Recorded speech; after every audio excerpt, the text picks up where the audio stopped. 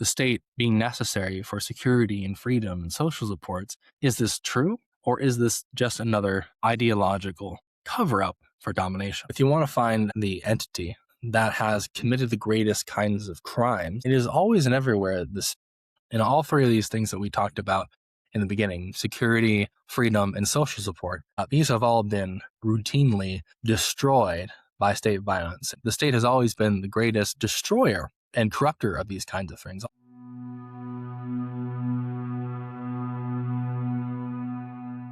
Is the state necessary? That's the question that we are going to try to address today. You guys might notice that my voice is a little off today, that my nose, maybe a little bit more nasally or raspy. I've been sick for the past at least 4 days or so, but I would like to get a video out for you guys this week. So I'm feeling a little bit better today, and I figured I would try to tackle this topic and get a video out this week. Now, this question, whether or not the state is necessary, is a natural outgrowth from the philosophy I presented so far. If authenticity is the highest value, acting for the sake of what you truly value, if that is the highest aim in life, and being free from force and coercion and violence is a necessary precondition to be able to do that, then naturally the question comes up, what is the place of the state? Because the state, or how other people often call it, government, is based in violence and force. It's based in some way or another on the monopolization of violence. And so what is the place of the state? How does it differentiate, in my opinion, from something like government?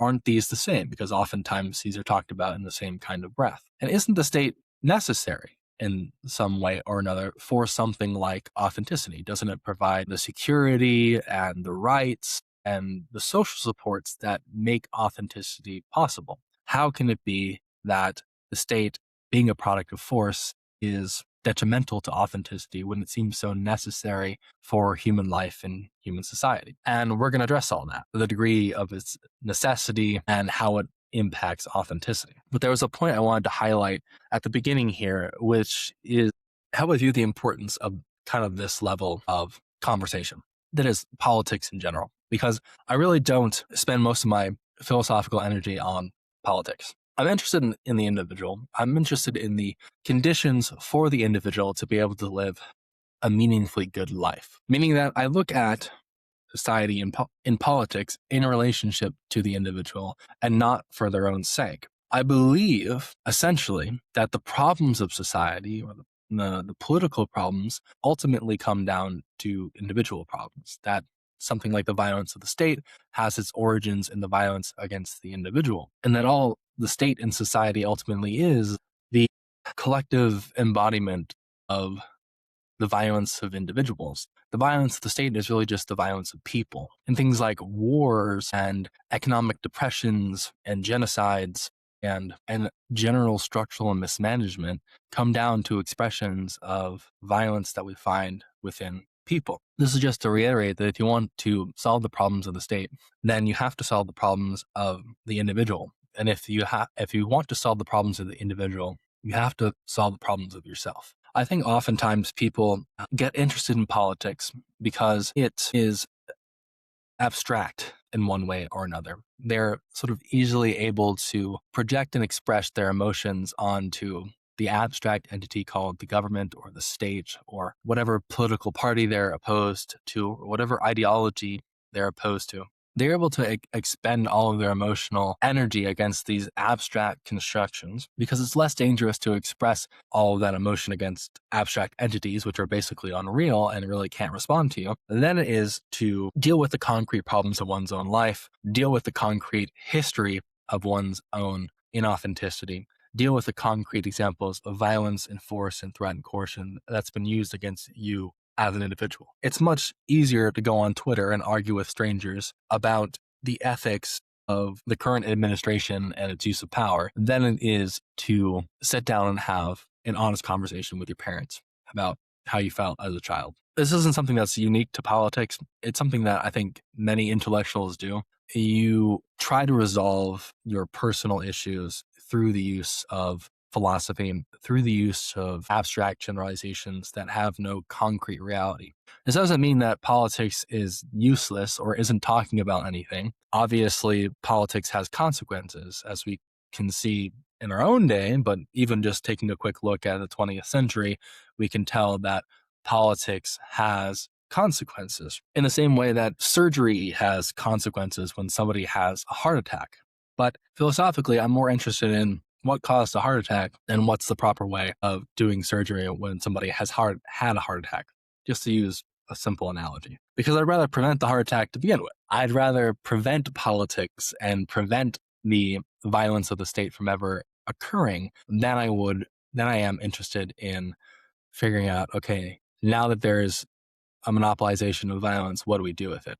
Which is much of what politics talks about. So this political question of whether or not the state is necessary, while it's related to authenticity, and while the state can impose on authenticity, it's secondary to the individual task of becoming authentic in and of itself. And it's a realm in which the person has little to no control. They have little to no control over the power of the state. It's so beyond powerful. It is so beyond the ability for the individual to impact in any meaningful way that oftentimes authenticity sort of has to just reconcile itself down to being as authentic as it can be within the context of the political society that one lives in. And our best hope for a society that is truly free from force is to free ourselves from our own inauthenticity and thus desire to control and be consumed by the fear of survival. So with all that being said, we'll get into the actual meat of the question here. We're going to do a couple things. I'm going to try to briefly explain the difference between governments and states, because I think there's a useful distinction there that sometimes gets mixed up in these two concepts.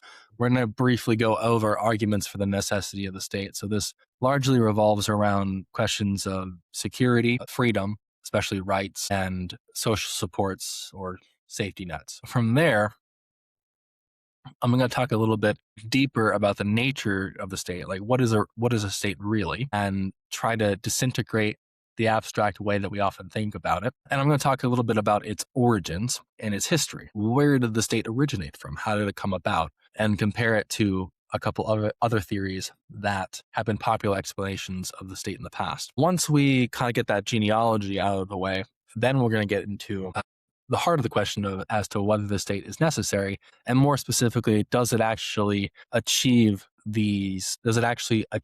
security, freedom, and social support in the way that we often think it does? And then we'll wrap things up. So starting off with a distinction between governments and states. And essentially the difference goes something like this. All states are governments, but not all governments are states. And so the definition of government would be a body of individuals that come together to organize a group of people for the sake of some given end. So we oftentimes think of governments in terms of states, in terms of something like the United States government or the Chinese government or the French government. But there are all kinds of other types of governments that exist that have nothing to do with nations, like a church government, for example. Oftentimes churches have a certain structure of government that involves a hierarchy between the priest or preacher, elders, deacons. Churches write up a sort of body of doctrines that they organize their activities around and make decisions based in through a selected hierarchy of people within the church. And the people of the church, people who join the church, submit themselves to this organization. They submit their rules of conduct to this kind of organization. And there's different types of governing structures within churches. Some are more democratic and some are more totalitarian or authoritarian, you might say. The difference between sort of like a Presbyterian church, which is much more democratic, and something like the Catholic Church, which is sort of top-down governing structure. You can also extend this to organizations that run like sports leagues and even to the structures of businesses and corporations in terms of how they go about making collective decisions for the people that are within the organization and who makes those decisions. Of course, nations have governments themselves as well. They have, again, hierarchies, ways of deciding which individuals make decisions for the rest of the collective body, documents which outline the rules of the game, so to speak, or the rules of government for that particular nation.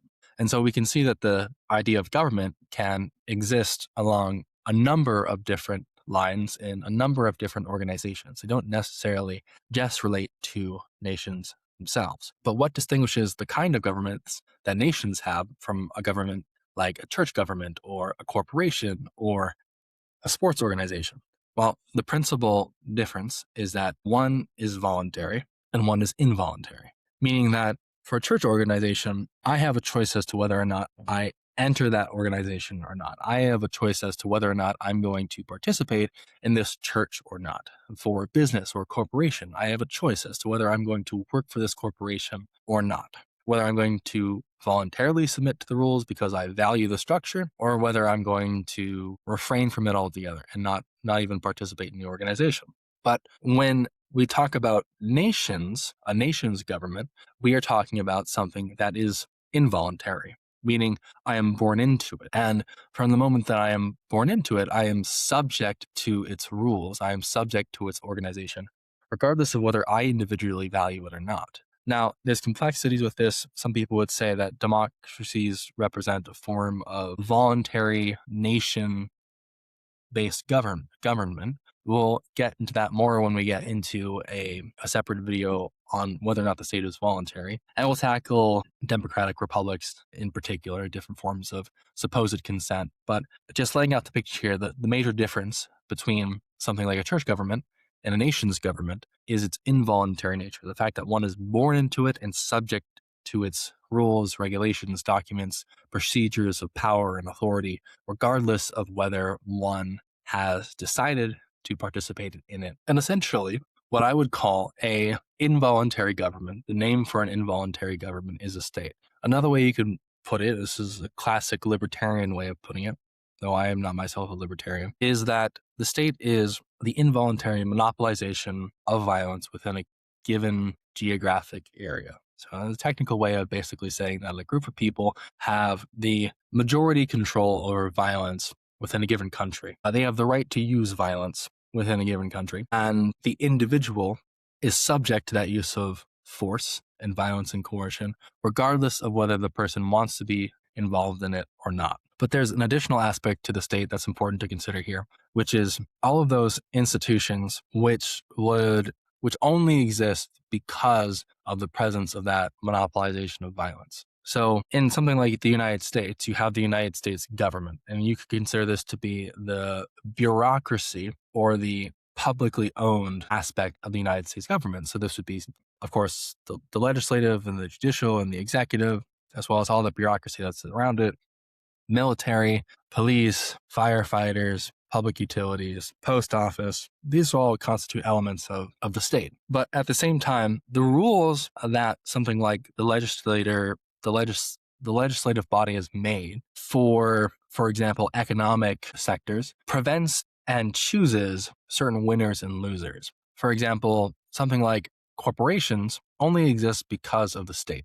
The state sort of has an arbitrary definition of an entity called the corporation, which gets to play by certain special economic rules, especially around the non-liability of the individuals who actually run the company or run the corporation, which give a significant advantage to those businesses and prevent a degree of competition and market check on something like corporations. And many of the rules that the government issues essentially allows some businesses to exist while destroying other businesses, allows certain institutions to exist while destroying other institutions. And so things like the university system, for example, exist heavily on the fact that the United States government has created rules and regulations, economic incentives, and investments that keep those universities running, even private universities, in a way they might not run in a private situation.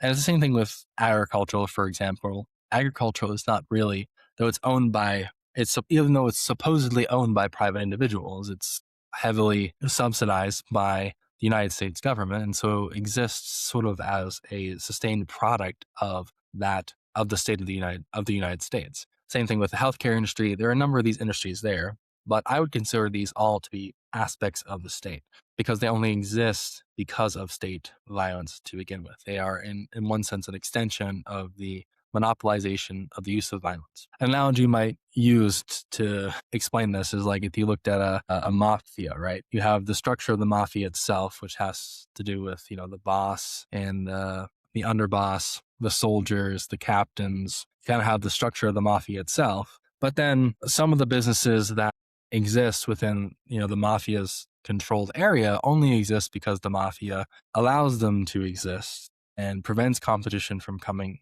elsewhere and helps these people when they're struggling and uses their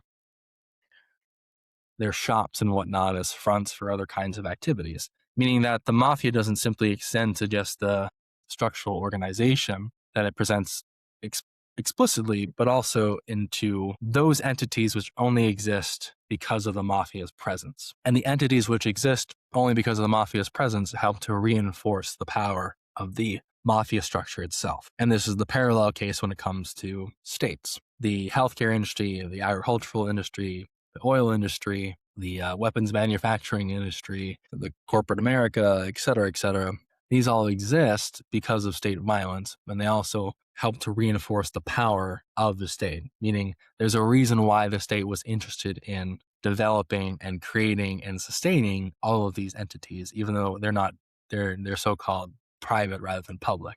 So they're not explicitly a part of state violence. So anyway, that's the general distinction I'm making here between governments on the one hand and states on the other hand. And my analysis is going to be on states, not necessarily on governments. I don't really have an issue with voluntary government structures like churches, businesses, or sports leagues. I have an issue with the monopolization of violence, the involuntary monopolization of violence. Another way you could put this is that I'm not against hierarchy or organization or rules or even the enforcement of rules in the sort of anarchist tradition. I'm interested in whether or not the rules are voluntary. And so I'm as I've talked about before, I consider myself to be a voluntarist, not an anarchist or a statist.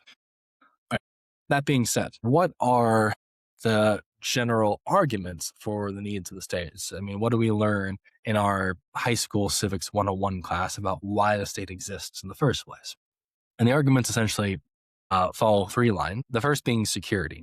So the argument goes that society, people in society, we need protection. I mean, we need like physical protection from bad actors. So this could be violent people within the state itself or within that society itself, murderers and violent people in general who are interested in doing harm to other people for whatever reason. And we also need protection from other states, right? So we don't want to be invaded. If we live in the United States, we don't want to be invaded by somebody like China. So we need people who are going to be able to protect us in case that we get attacked, or who are powerful enough to ward off potential invasion or violence or enslavement by other countries and other peoples and other societies, right? And so this is where you get the basis of something like police officers and the military.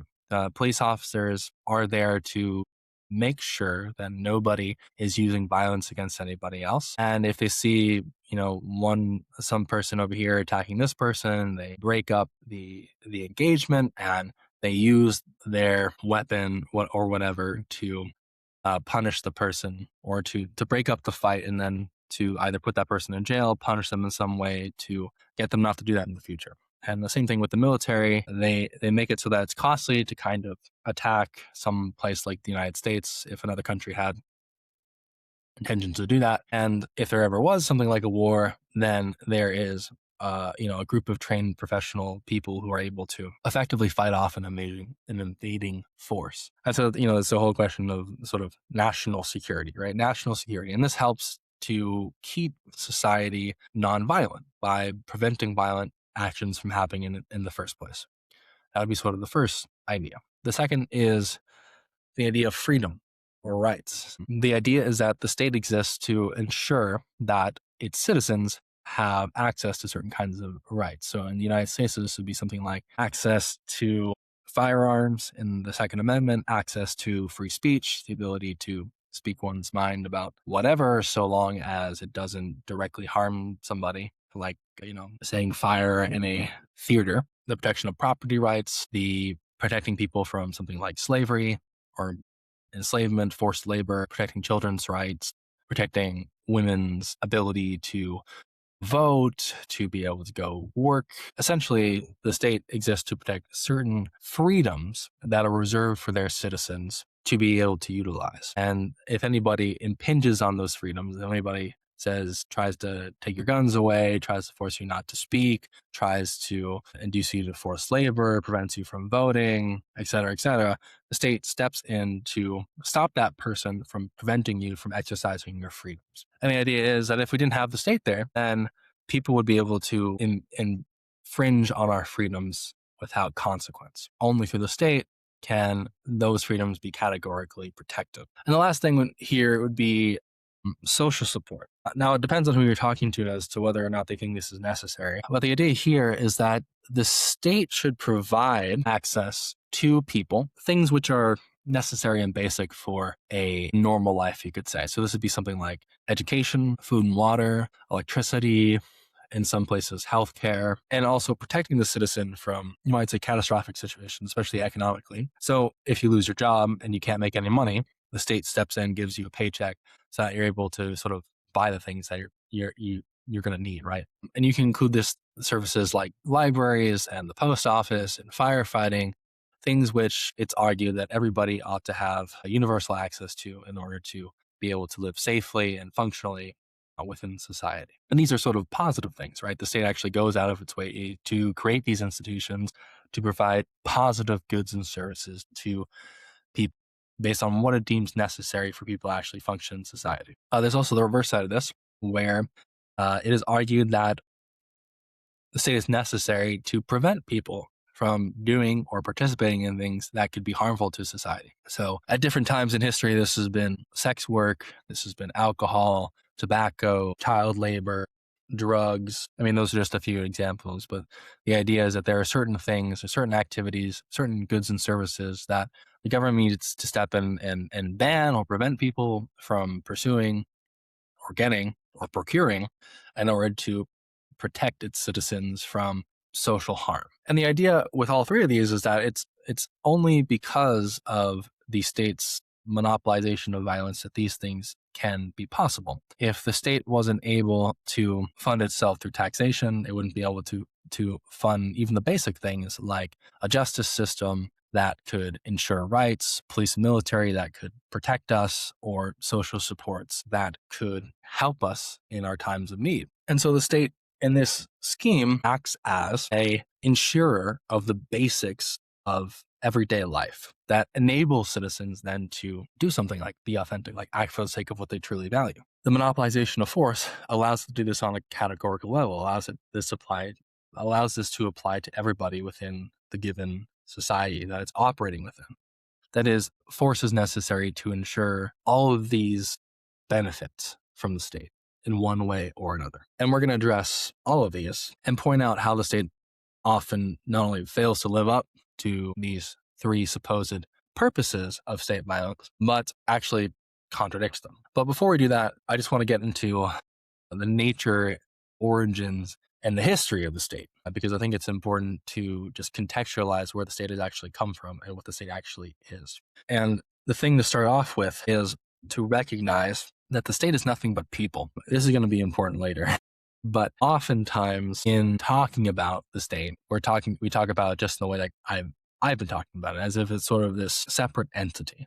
Now we kind of have to talk about it because it's a giant social construct that comes about as a result of the actions and the coordinations of individuals. And I'm not going to sort of repeatedly describe the totality of actions of individuals which produce the state. I'm just going to talk about the state. But in doing so, you can easily obscure the fact that the state is nothing but people. There's no part of the state which exists outside of a person, their actions, and their and their utilization of force and violence.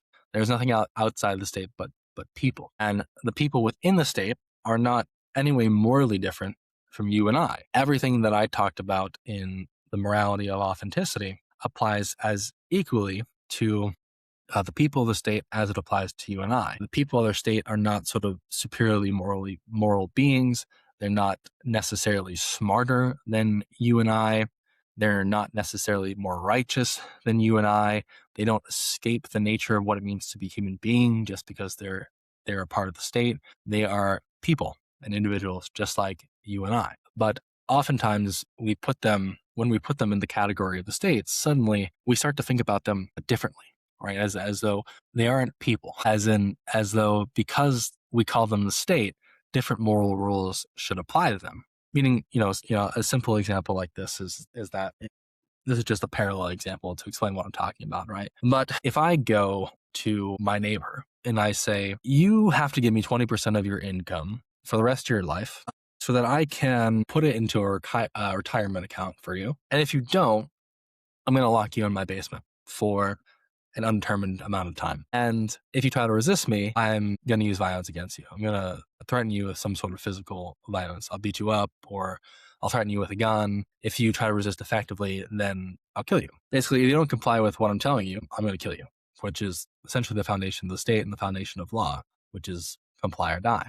If I do that as an individual, that would be considered a heinous crime. It would be, even if the so-called intention was for that person's good, right? Setting up a retirement account for them because I'm planning for them, I would be considered essentially to be a violent lunatic. And most people would morally condemn that. But if somebody calls themselves a tax agent, says they're from the United States government, and says, you have to pay what's called Social Security so that we can put it into a collective retirement account, maybe you'll get that money back when you're retired at this age that we've come up with, that is considered good governance, right? That is considered legitimate use of force and violence. But of course, the tax man or the guy who comes up with the rules or the guy who's investing the money, who are all part of the state government, is no more morally different than you or I.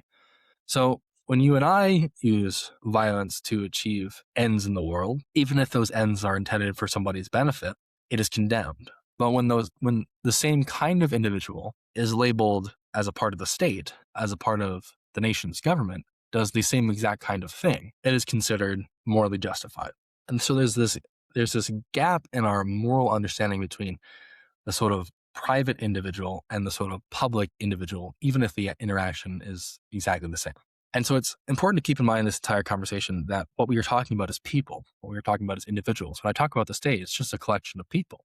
And it's just a collection of people who, for one reason or another, are in the position of using they're in positions of power, meaning they're in the position to use force and violence against other individuals who happen to live in the same general area or predefined area. Now, you might say that this arrangement, again, is necessary, but even the supposed necessity of the situation does not sweep under the rug the moral contradiction that we're talking about here, the moral gap between the so-called public and private, which again are really the same thing. So that's something to keep in mind in this discussion. The next thing I'm going to go over here is just the origin of the state, because I think people get a little bit mixed up on this. In civics class, we're taught the philosophy of government. We're taught the philosophy of government, which often comes with a fictionalized world in which a group of people at one point came together and said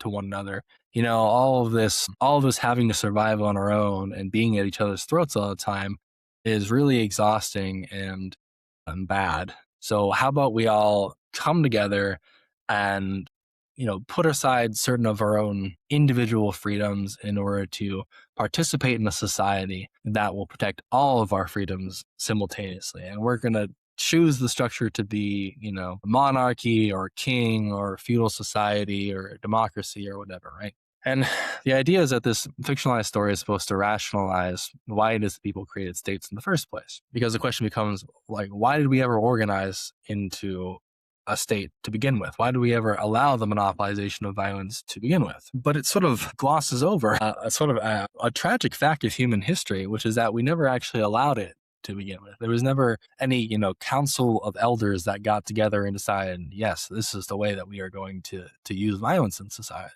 The truth of the fact is that from the beginning of time, certain individuals, because of their situation within a social group, had immense power over other people. So the most common example used here is something like the father within the family unit. The father was the grown male adult. And in a time where the intellectual and social capacities were not as developed as they are today, the physical power of an adult male was enough to keep a family in line or under the domination of the father figure. Now, maybe that father figure was more or less benevolent, more or less interested in the welfare of their family, but again, the power structure was the same. You might say today that a dictator can be more or less benevolent towards their people, a king can be more or less benevolent towards their subjects, but the same dynamic of domination persists. It's an involuntary. The people underneath the father in the family are in an involuntary organizational structure, which they are subject to, regardless of whether they want to be or not. And this includes, of course, the children, but also the mother. And there's, different ranks of power, as in the father had power over the mother, but the mother often had power over the children. And those differences matter. But the point is, what's the structure of domination here? But the point is to say that the state originated in the family structure. And the male's physical power or capacity for physical power over the rest of the family. Now, as families came together into tribes, and tribes came together into nations, of course, the nature of power became more complex. You got emotional, linguistic, intellectual, resource-based forms of power that develop as a consequence of people working together. And power would often have to be strategically shared in order to stay truly dominant in the hands of an individual. And so this is why you get hierarchies where essentially the person at the top of the hierarchy is telling his, you might say, I don't know, let's say his captains, right? His captains, if you use violence and force in the way that I'm telling you, then you'll get these kinds of benefits from it. And playing off the captains against one another, as societies become more complex, the mechanisms for social dominance become more complex themselves. But the same structure pertains where an individual or a group of individuals has some sort of overwhelming power of violence, threat, or coercion, especially the threat of death, over a much broader population, and through a variety of mechanisms uses that power in an efficient way. Foucault is really good at talking about the efficiency of power. Like, how is it that a person can go from just having, access to great physical power to actually being able to dominate an entire society? In the United States, for example, the military, of course, is an overwhelming example of physical force and violence, but even a military couldn't by itself dominate something like the United States. It needs other mechanisms of power like culture and education and ideology in order to make that power efficient within a society. But the efficiency of power does not ultimately undermine the nature of power. And so the state never originated out of this voluntary coming together of all the members of society to a mutual agreement about the rules. It came about as the progressive situation of a person or a group of people being in the position of power and using that to dominate the rest of the group through ultimately today through something like culture and ideology and concepts. And so the origin of the state is not itself voluntary. The origin of the state is involuntary. It's sort of involuntary all the way down. And this is important to understand because the history of the state begins in domination. Now, you might argue that just because the history of the state begins in domination, it doesn't pertain to today, that today's form of the state is really about, protecting security and freedom and happiness, right? But it is important to understand the genealogical roots here. The state began in domination, began the domination of the family. It has extended through domination. And because of that, we have to be skeptical of how the state describes itself to us as people who are not in positions of power. If you want to look at a sort of a clear example that we can see in history, how was the monarchy of the past ideologically justified to its citizenry? It was done through something like the divine right of kings, right? The idea that God had placed each person in their place on purpose for an ultimate good, and this included the king himself. The king didn't rule because he had the power of domination over his subjects. The king ruled because God had placed him there, right? And this was the ideological justification that was bought by the citizens of that state that helped the king to maintain his power, because if the citizens understood that the king was just dominating them through power, they might have been motivated to find ways to overthrow him. So is the question about the state being necessary for security and freedom and social supports. Is this true? Or is this just another ideological cover up for domination? My argument is going to be that it's another ideological cover up. And part of the reason I can say this is just in looking at the history of the state itself,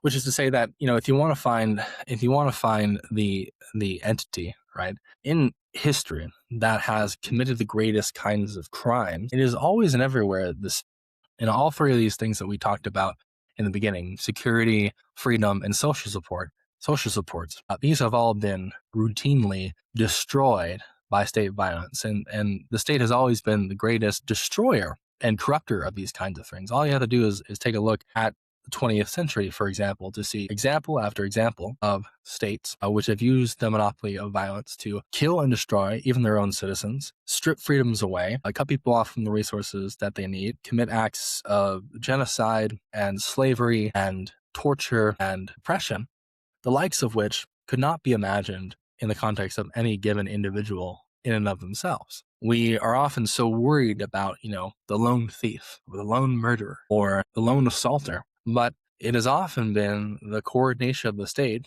by its monopolization of violence that has been able to perpetuate categorical theft and categorical murder and categorical assault and categorical violence against its citizens without any power of opposition, because it held the monopoly on violence. And the people, because they were cut off from any kind of power themselves by the monopolization of the power of the state, were entirely helpless to resist this. And this is not just the sort of totalitarian regimes of, communist Russia, communist China, or Nazi Germany. Those of course are major examples, but anybody who knows anything about United States history knows that even this so-called democratic republic has an extended history of murder, violence, and oppression of practically every category of person that exists. Even today, in terms of its wars in the Middle East, the United States continues to use its monopolization of violence on the world stage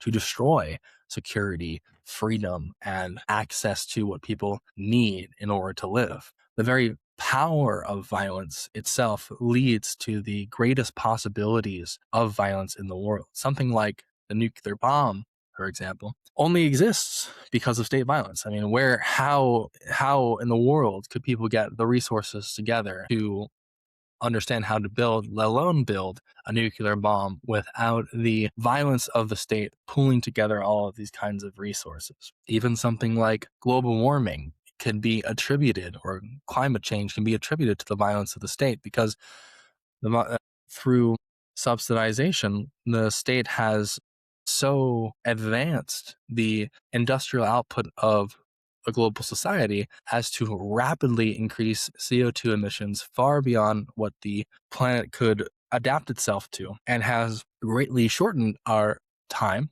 and our resources and our ability to figure out how we might solve the issue. So those are just two examples. The state is always at the root of so many of the greatest crimes the world has ever seen, not simply the individual. And that is something to keep in mind when it comes to whether or not the state is necessary.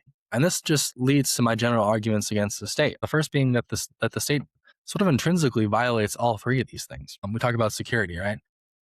Well, in the first place, because of the nature of the violence of the state, it is able to destroy your security any time it wants to, and you have no power to resist it, right? In a world without states, without a monopolization of violence, there is at least the capacity to individually resist violence that comes your way. Whether or not violence can be totally eliminated from the world is one question, but at least in a society without states, the violence that you come up against is not an overwhelming violence, right? It is a very much individualized kind of violence. And you can easily coordinate with other people in order to prevent this kind of violence from happening to you. But you have power, right? You have power over the ability to resist violence or not. When it comes to the state, not only are crafty individuals able to outsmart the state and use violence against you anyway, but now you have a group of people who have power over a kind of violence that you have absolutely no ability to resist, right? the United States declares war tomorrow and decides to draft you, your choice is either to go to jail or to be killed, and you have no power to resist that. And maybe you can escape to Canada or something like that, but within the context of the state, you have absolutely no power to resist that violence if it turns against you. And it often does. In fact, historically, it's more likely to turn against you than not. This is the same thing with freedom. If you're worried about having a right, right, having a right to free speech, having a right to vote, having a right to work. These rights that we talked about, I think the rights are this, again, false conceptual tag. What is a right? Right is the thing that the state allows you to get away with.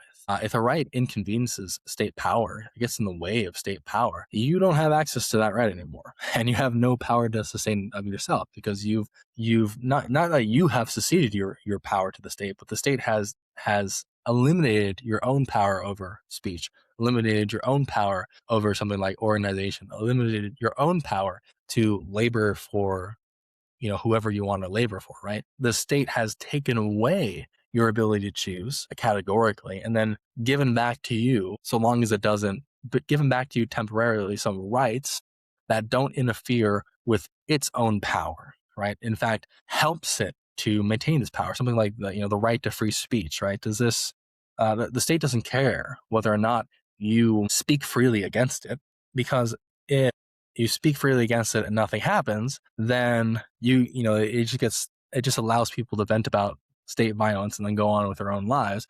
And then if you actually speak against the state and it starts to change something, well, they're just going to find some sort of underhanded way of taking you out, or find some law that they can use to arrest you for that has nothing to do with your free speech.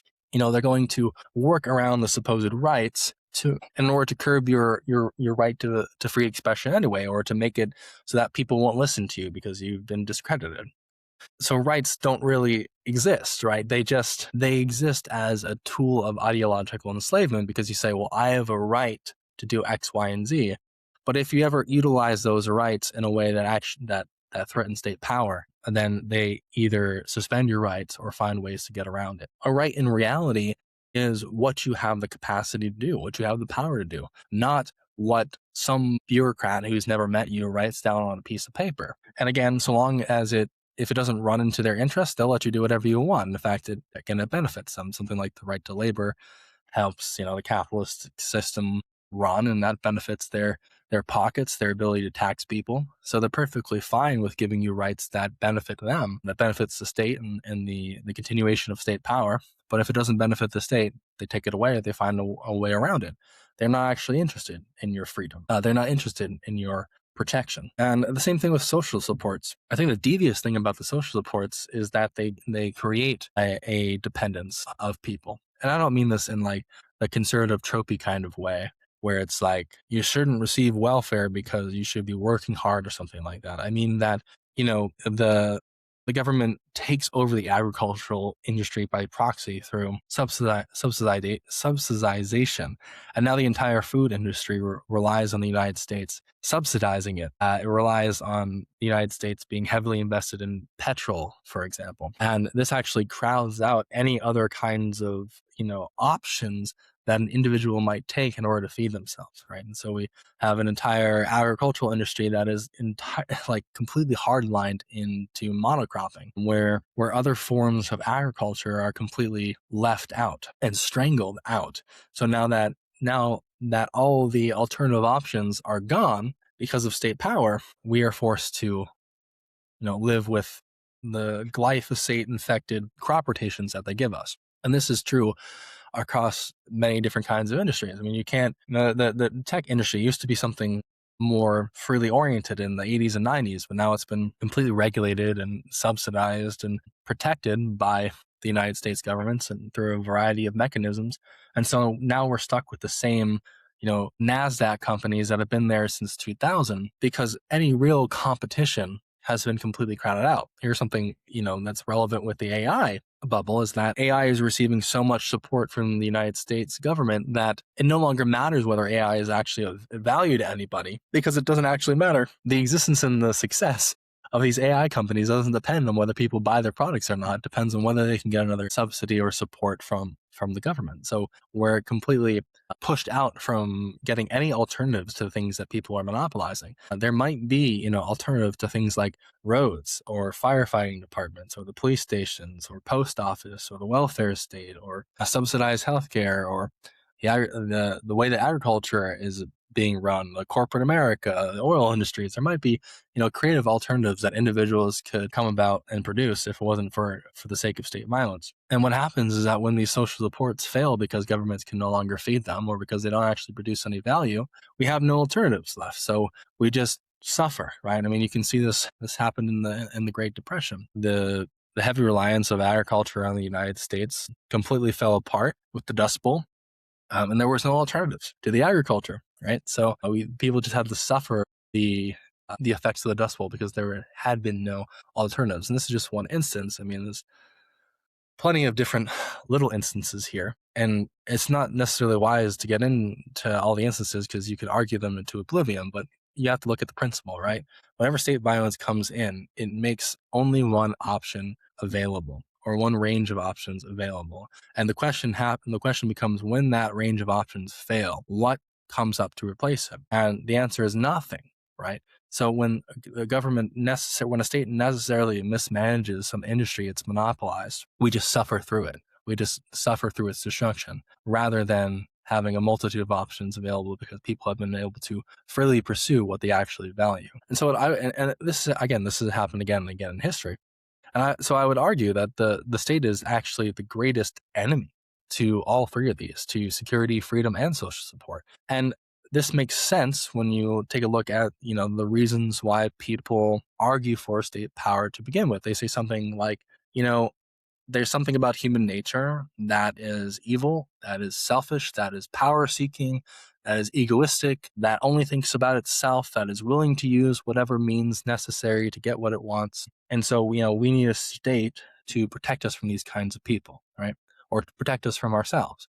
But the state is nothing but people. It's nothing but individuals. It's nothing but selfish, ambitious, egoistic, violent kinds of people. And all that happens is when you create a monopolization of violence is that the state gets filled up with exactly those kinds of people who are going to use violence in the ways that are about domination and ideological capture. I mean, they're going to use it for selfish ends is sort of what I'm saying. And even if you say, well, most of people are good, it's just like small section of people which are evil. And my question to you is like, if there's only a small section of people that are evil and you kind of concentrate all the violence of a society into one area called the state, where do you think all of those evil people are going to be attracted to being in, right? Like, where do you think all the sociopaths are going to go to seek power? They're going to go for the state. And in sort of a process of evolution, the sociopaths the sociopaths who are best at passing themselves off as not sociopaths are going to be the ones who are both pursuing the power and actually achieve it and use it for all kinds of ends. I think if you're worried about evil people affecting you, the last thing you want to do is have a state.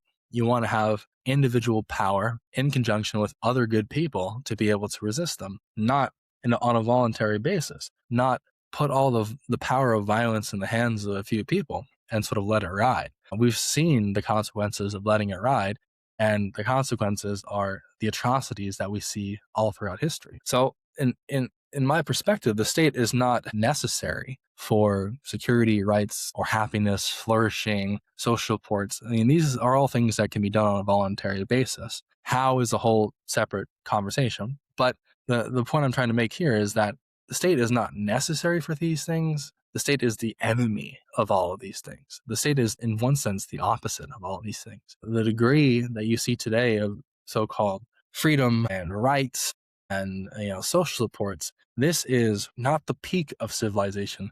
This is the basics of civilization. It is the state which actually prevents all three of these things from truly flourishing within a given society of individuals. It is violence which actually prevents the fulfillment and the completion and the wholeness of these kinds of things. And it's the violence which ultimately creates these giant atrocities where all three of these are repeatedly violated. I mean, the headlines about the government, about the United States, about governments around the world is nothing but the headlines about how the state has violated how the violence of the state has violated security and freedom and social support. The state is the enemy of these things, not its solution. So I think that's where we're going to leave off. What are your thoughts on this? And did you resonate with what I'm talking about here? Do you have different thoughts about the necessity of the state? Are you pro-state? Do you think I missed a few things here? Do you think I'm sort of off my kilter? I'd love to know your thoughts. If you want to put them down in the comments, I would be more than happy to answer them, to talk with you guys about these ideas. Again, that's really the whole point of this channel, is to be able to talk about philosophy with other people, get insight on what people think about what I'm talking about here, and really just understand other people's perspectives as well. If you like this video, then please give it a like. If you think this information would be helpful to somebody else, please share it with them. And if you want more videos like this, then please click that subscribe button, and I'll be posting at least every week these kinds of videos. The next video that we're going to do in this objection series is going to be not is the state necessary, but is the state consensual? Because much of the argument that I've made in this video hinges on the idea that the state is involuntary, that it is not something that we sort of decide to participate in, but rather are forced to participate in. And many people would question this, considering that a lot of states today are some form of a democratic republic. So we will address the voluntariness of states in our next video. But as always, thank you guys for watching, and I'll talk to you next time.